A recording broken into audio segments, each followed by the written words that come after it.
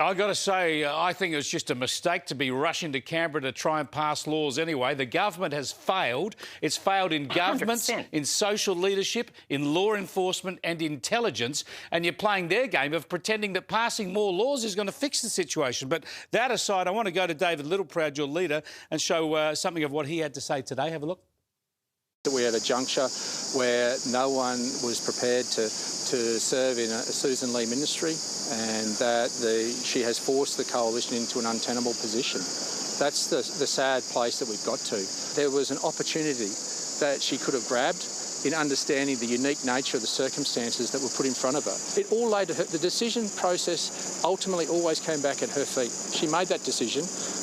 She knew the consequence. Yeah, he's made it very directly personal about the Liberal leader. Of course, Sussan Ley is the one trying to manage all of this. A lot of Liberals feeling this is the Nats now telling them who should lead their party, and they're not going to swallow that very, very easily.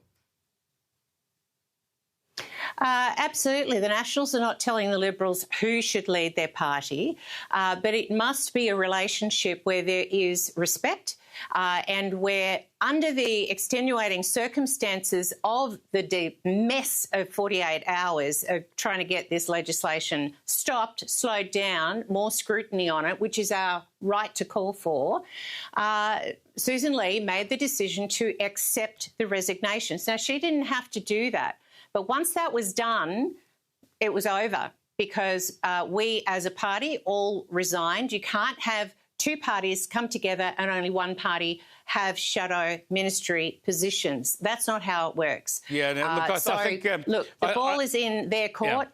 The precedent was there. She could have let those shadow ministers stay in shadow cabinet. Maybe she felt pressure because she'd already had two Liberals leave shadow cabinet earlier, and Jacinta Nampijinpa-Price and, of course, Andrew Hastie. But how do you get through this? Surely you need to get back together as a coalition very quickly. Forget about for the sake of your own parties, for the sake of the country, so we have an effective opposition. Chris, you have an effective opposition when we stand on principle. We don't play the politics, we stand on principle. And I can tell you right now, every member of my party is absolutely aware of the weight on our shoulders to behave in the right way. We want to see a strong opposition. We do not want to be Labor light. We do not want to be passing laws that should not be passed. And there should be greater scrutiny. Our job is to hold Albanese to account. He has, look, honestly, I think of the Sorcerer's Apprentice and the mess that has ensued.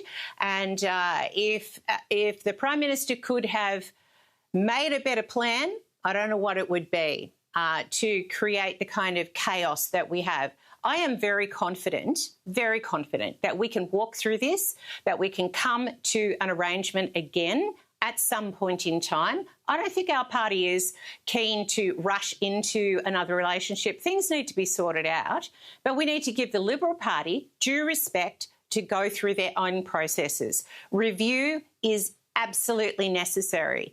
I am very confident of the Nationals' position.